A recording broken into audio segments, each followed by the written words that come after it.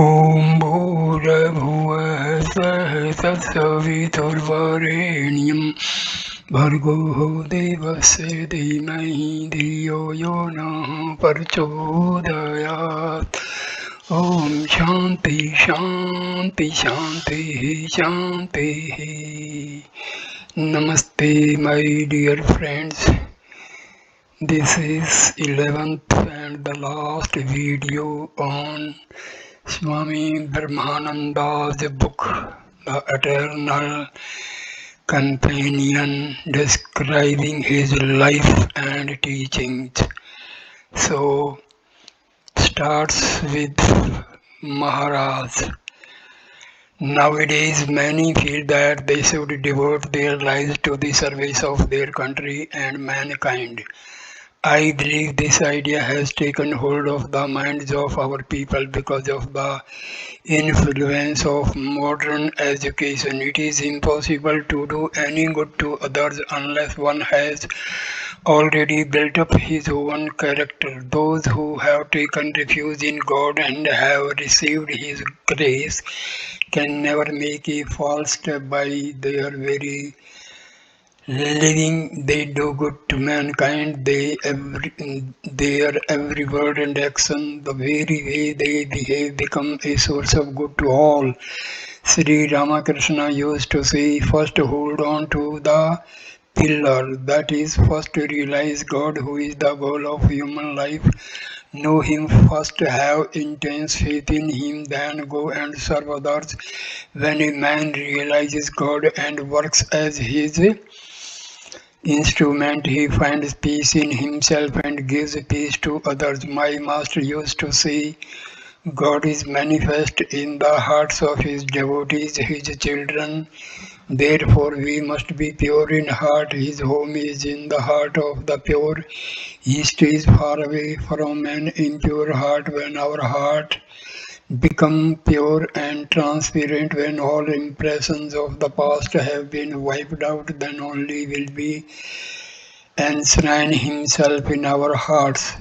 Then only will He become manifest there. The pure mind receives a clear reflection of God. If the mirror is covered with dirt, it does not reflect, for the Lord's reflection does not fall upon an unclean mind. You are all young now, your minds are free from stain. Keep the shrine ready for Him within your heart. Take care that nothing else finds room there. Be pure and tranquil, realizing in this very life.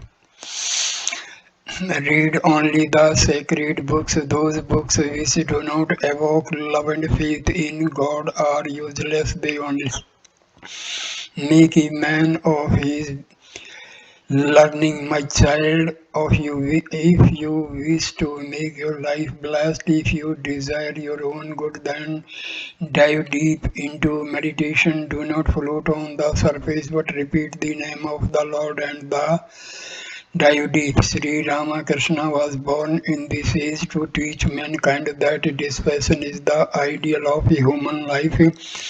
Man runs after objects of enjoyment and degrades himself to the level of the brute. If you want to make the human life worth living, take refuge in God, give up the false happiness and seek eternal happiness. Renounce, give up this world, give up everything for the Lord, make Him your own. You are our Father, you are our Mother, you are our friend, you are our everything. When we shall give up worldly enjoyments and pass our days thinking of God and contemplating Him, then only shall we make our human lives blessed and inherent happiness. Three conditions are essential for the realization of God: human birth, longing for liberation, and discipleship to an enlightened man. Through the grace of God, you have been blessed with all three. Make the best use of them and build your character in such a way that your life is not spent in vain. Do not seek temporary pleasures, find the eternal happiness. Remember this one thing, it may be that in another human birth you will have the longing for liberation, but you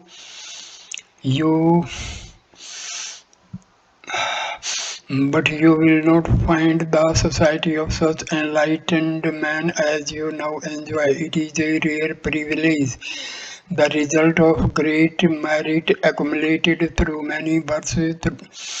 Through rare good fortune, you have come within the orbit of Sri Ramakrishna. See that you do not waste your life in vain activities.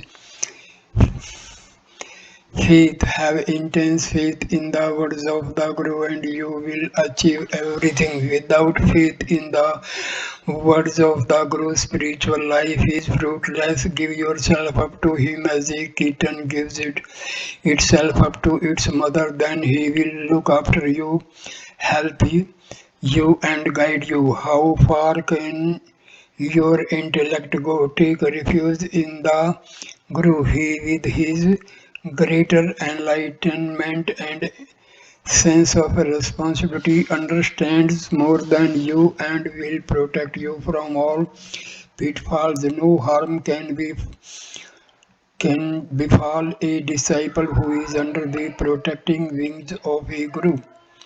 Man makes many mistakes in life until he finds God, but if he takes refuge in his Guru, there is less possibility of mistakes.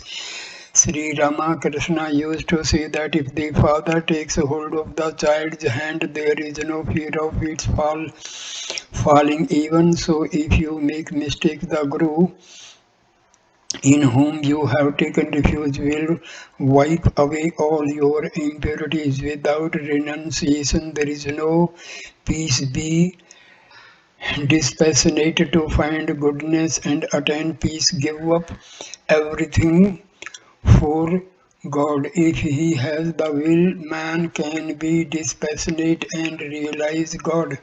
Therefore, renounce all cravings and hold on tightly to him.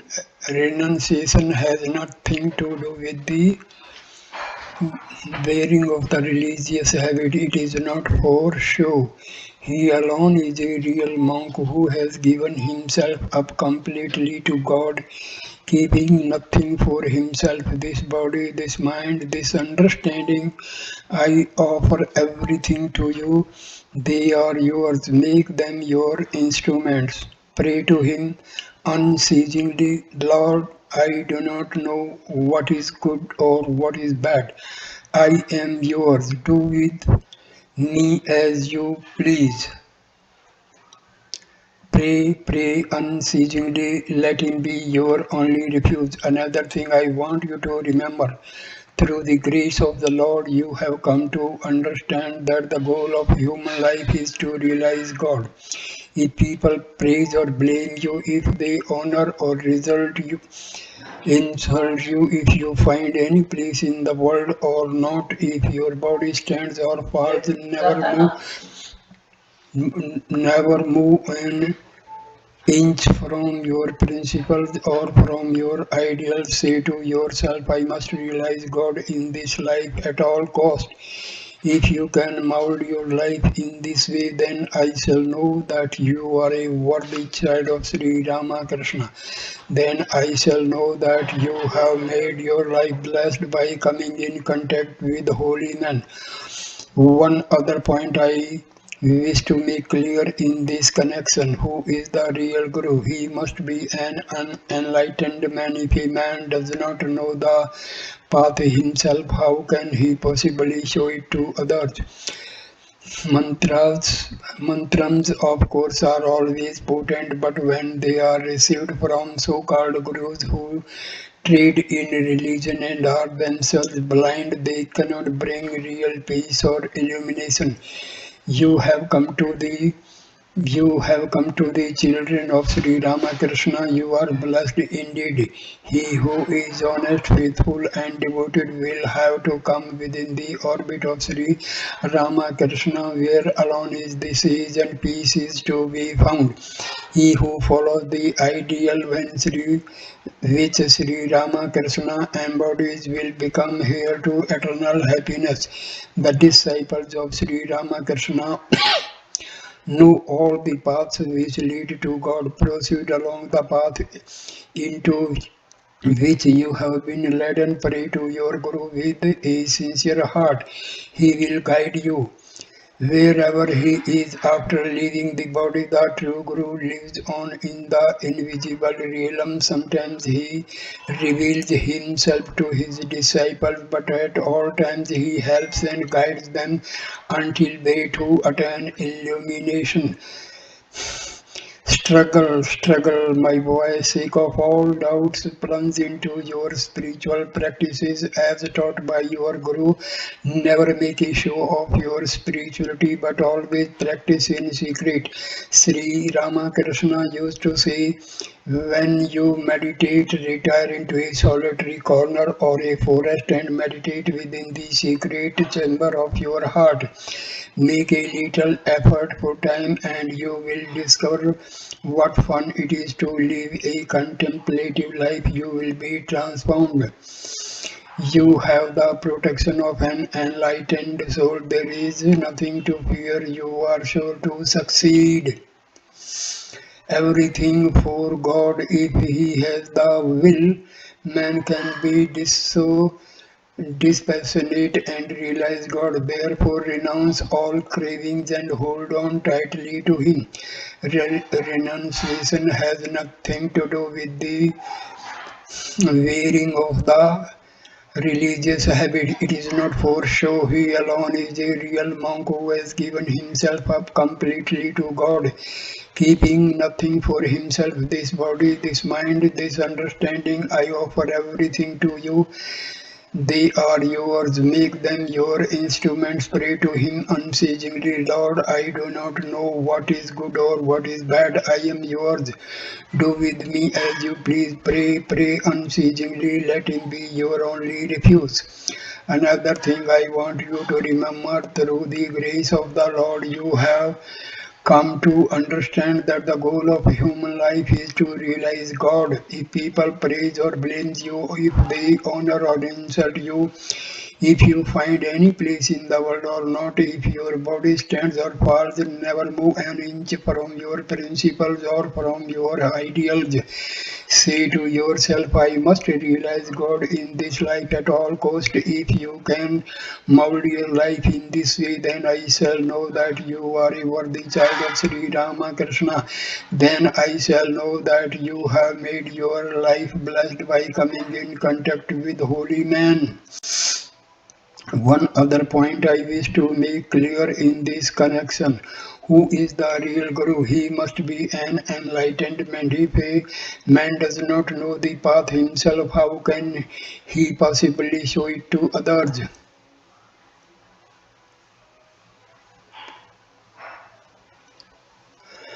In real meditation, the practice of japam and meditation brings the aspirant to the stage. Spiritual disciplines are practiced to bring purity and tranquility to the mind. If you practice japam and meditation and the mind still does not become tranquil or you do not taste joy in God, then you may know you are not practicing properly. Disciple. Sometimes the mind does not like to practice meditation. What should I do then? Should I occupy myself in the study of sacred books or should I force myself to meditate? Maharaj, the mind rebels against effort. It always seeks ease and comfort. But if you wish to attain anything, you must force it to struggle. That is the only way to make your mind steady. If you find it difficult to sit for long hours, Lie down on your bed and practice japam. If you feel sleepy, walk and make japam only. Thus can you steady your mind and make meditation your second nature. Should you give up meditation because the mind does not like it? If you go on in that way, you can never learn to meditate. Regular war must be waged against the mind. To force the mind to obey you is the ideal of spiritual discipline.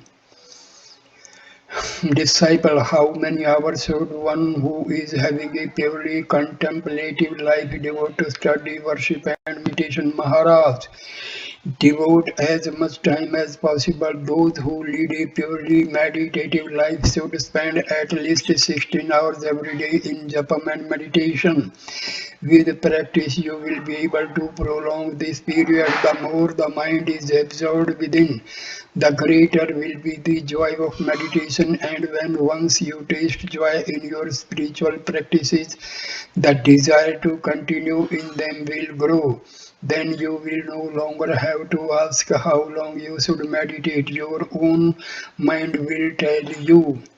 Before you reach this stage, you must see that you spend two-thirds of your day in the practice of japam and meditation, and the rest of the time in the study of sacred books and in self-analysis. The more intensely you analyze yourself, the more you will understand the condition of your own mind, and you will be able to eliminate the subtler cravings. When you are able to free yourself from these deep-seated subtle desires, when the mind becomes tranquil, then only can you become deeply absorbed upon all, strive a little, and your eyes will open to His grace. It was the evening of March 14, 1916, the day following the public celebration of Sri Ramakrishna's birthday. Swami Brahmananda and Swami Akhandananda, disciples of the Master, were seated on a bench on the eastern veranda of the Vellore monastery overlooking the Ganges. Several other Swamis and young Brahmacharis were seated on a bench nearby. Presently, Swami Achalananda, who was one of the group, addressed Swami Premananda. Revered sir, please tell us something about Sri Ramakrishna. To hear of him directly from you is far more inspiring and uplifting than to read of him and his teaching in the Gospel. Very little of the Master's teaching is recorded in the Gospel, replied the Swami. There is too much repetition. I am used to visit the Master occasionally and would note down his teaching as he heard them. But Sri Ramakrishna taught his disciples differently according to their different temperaments and their capacity of understanding. His teaching to the monastic disciples were given in private. As soon as the householder disciples would leave the room, he would get up and lock the door and then speak to us, having words of renunciation. Should one observe the vow of silence during this period of intense contemplation? Maharaj, both forced silence and wild indulgence in talk are equally harmful. What is the use of checking your speech? Merely check the wanderings of the mind. That is the important thing. Avoid unnecessary talk and keep your mind on God, who is silence itself. That is the real meaning of the vow of silence. Forcible restraint of speech brings evil effects. Disciple, Maharaj, I cannot do anything by myself. Bless me that I may have faith in you, and in the Lord. Bless me that I may understand your grace and have it always. Maharaj, never lose faith in yourself. The Lord will do everything for you. Have faith in Him. Repeat His name. He will reveal the truth to you. Do not be restless. Have patience and go on struggling. Struggle and you will surely reach the reality. Waste no more precious time in unnecessary thoughts or metaphysical speculations. Pray to the Lord that cravings may never arise in you. The Lord's grace shines Him to each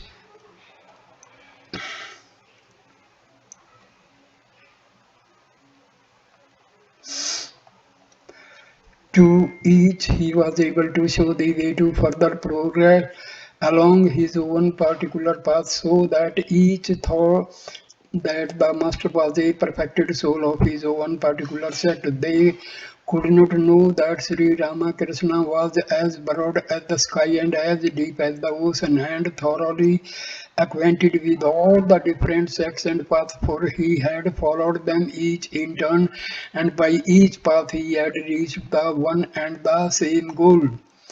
Never forget that the ideal of life is to realize God, to see God. You have renounced the world to reach that goal. Struggle hard to grow in love for Him. Attain Him. He is the very life of our life, the soul of our soul. He is the Lord of our heart. He is our very own. Yearn for Him with a longing heart. How blessed you are that you have the privilege of serving and associating with such ever-free souls as Swami Brahmananda and others who are the associates of God incarnate. Do not neglect this opportunity. You are man. Be gods. Teach others by examples of your own lives. Swami Premananda remained silent for a while, then continued. I see very clearly that after we are gone, multitudes will come to learn from you, young man, a young Swami. But Reverend Sir, how can that be? If multitudes are to come, they should come while you are still living. Swami Premananda replied, do not think that he would try to impress upon our young minds the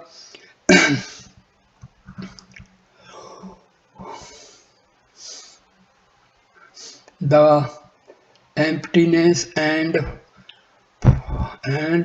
vanity of worldly enjoyments. In His great mercy, He would point out to us how dry and hot the world is, like a desert, and how, like a mirage, it burns the heart but never slacks the thirst. He taught us how to discriminate and analyze the body of man, made up as it is of flesh, blood, and bones, etc., so that our minds would not run after the enjoyments of the flesh. He would tell us of the great power of the all bewitching Maya, and how man, forgetting his divine heritage, fell ever again and unto her clutches. Deep down within his heart, man knows fully well that there is no lasting happiness to be found in the mad pursuit of worldly enjoyments, and yet, like the camel who chews thorny bushes even while his mouth bleeds, so man still stirs up his lust for enjoyment even while he suffers. To satisfy his lust, man needs gold, lust, and gold. These are the charms that drag a man down to the pit of worldliness. He alone soars high who seeks himself free of the chains. He who renounces sexual appetites, not in conduct only, but also in thought. He is who has renounced all worldly pleasures. He alone is a man of true renunciation. Renunciation is not in the garb of monk, nor it is in the renunciation of fish and meat. Spiritual aspirants of many different sects would come to visit Sri Ramakrishna at Dakshineshwar, and all of them found great satisfaction in talking to you. Are any less great than we?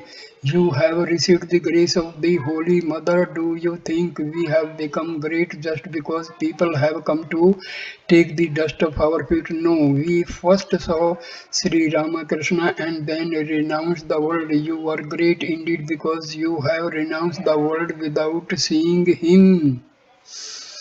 Young Swami, but Revered Sir, Sri Ramakrishna made you great. Swami Premananda, no. Sri Ramakrishna did not make us great, he made us nobodies. You also have to become nobodies. Wipe out all vanity and sense of ego. Sri Ramakrishna used to say, when the ego dies, all troubles cease. Not I, but thou, O Lord. Look at the life of Nagamahansa. There was not the least trace of ego in him. G.C. Ghosh used to say, Maya tried to bind Nagamahasaya and Vivekananda in her net, but Nagamahasaya became smaller than the smallest, so that Maya's net could not hold him. And Vivekananda grew bigger and bigger. He became one with the infinite, and the net was too small to bind him. Do you know of what this net of Maya is? Comprised sense objects, lust, gold, name, fame, ego, vanity, selfishness, and so on. With all these, Maya binds the mind of man. Come out of this net, and the mind will run straight to God. All bondage is in the mind, all freedom is in the mind. The worldly man is drunk with the objects of with our master. Bijo Goswami was another great spiritual leader. The worldly man is drunk with the objects of with our mind. Vijay Goswami was another great spiritual leader in the Brahma Samaj, and it was a great loss to the Samaj when he left it. Swami Shivananda, one day Swamiji, Swami Akhandananda and I were traveling on the river Ganges. Swamiji was speaking very highly of Maharshi Devendranath Tagore, when all at once we noticed the Maharshi's yacht at some distance from us. We approached nearer to pay our respect to the Maharshi, who, when he learned that we were disciples of Sri Ramakrishna, seemed very happy to meet us and repeatedly remarked, "Ah, how great is the love of Sri Ramakrishna, how great is his devotion." The Maharshi then asked Swamiji to recite some passages from the Upanishads, which he did. After listening for some time, he said, "I understand and appreciate the devotional passages in the Upanishads. I do not care for the non-dualistic ideas." After listening to the discussion for some time, Swami Premananda remarked, when Shivanath Shastri or some other of the learned members of the Brahmo Samaj would visit Sri Ramakrishna, he would sometimes become just like a little child and ask them, "Is my condition really like that of one who is mad? Tell me, have I gone crazy thinking of God?" And indeed, there were some who really did think that our master was a madman. Swami Brahmananda, only a jeweler can know the value of jewel. There was once a poor man who, and with that I mixed the medicine which the Swami took as sacramental food. In the course of a conversation, a well-known writer and preacher was mentioned, Swami Shivananda. But what can he know about religion? He is steeped in worldliness. He who does not live the life of renunciation cannot be a teacher. Dispassion is the first principle of spiritual life. A man of learning may write books or give lectures, but if he has no dispassion in his heart, and if he does not practice what he teaches, his words cannot be effective, for they have no power behind them. They merely create a momentary sensation. The other day I learned that a certain preacher of the Brahma Samaj was complaining that more people were coming to the Belur Math and fewer to the Brahma Samaj, and that someone had suggested that they introduce a girls' choir to attract the people. When the Reverend Shivanath Shastri heard that, he remarked that if the Brahmos would incorporate into their lives more of the dispassion and renunciation of the monks of Belur Math, they too would attract people. Swami Brahmananda, Shivanath Shastri is a sincere soul and has a great regard for truth. He is earnest in his desire to realize God. He is living now at Bhubaneswar and is practicing spiritual disciplines. He already has some inner awakening. After all, he had the blessed good fortune to associate with our master. Vijay Goswami was another great spiritual leader in the Brahma Samaj, and it was a great loss to the Samaj when he left it. Swami Shivananda. One day, Swami Akhandananda and I were traveling on the river Ganges. Swami was speaking very highly of Maharshi Devendranath Tagore when all at once we noticed the Maharshi's yacht at some distance. We approached near to pay our respect to the Maharshi. I think this is repetition. After listening to the sessions for some time, Swami Premananda remarked when Shivananda Shastri or some other of the learned members of the Brahma Samaj would visit Sri Ramakrishna, he would sometimes become just like a little child and ask them, is my... Okay, this is all repetition, I think so. Achha.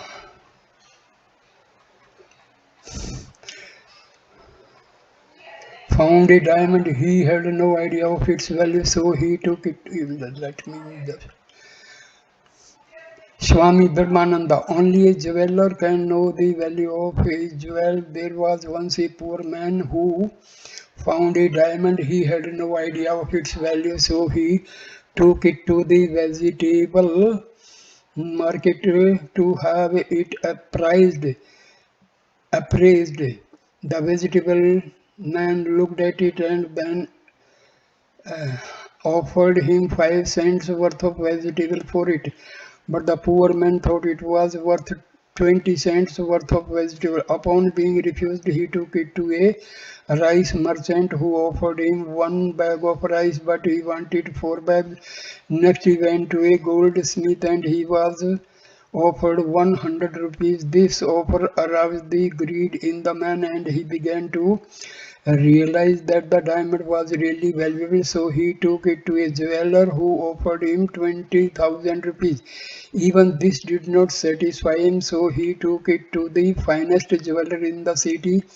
As soon as the jeweler saw it, he realized its real worth and immediately offered him 1,000,000 rupees. And that is how it goes. A holy man is judged according to the worth and capacity of the appraiser. By some, Sri Ramakrishna was regarded as a holy man, by others as a madman, but those who knew saw in him the manifest incarnation of God. So this book is complete and the video is completed. Thank you my dear friends for listening this video. Please like, comment and share the video and subscribe the channel. So the whole book is covered. Please share these videos, listen them, hear them oftenly and share with maximum people. Thanks a lot. Namaskar.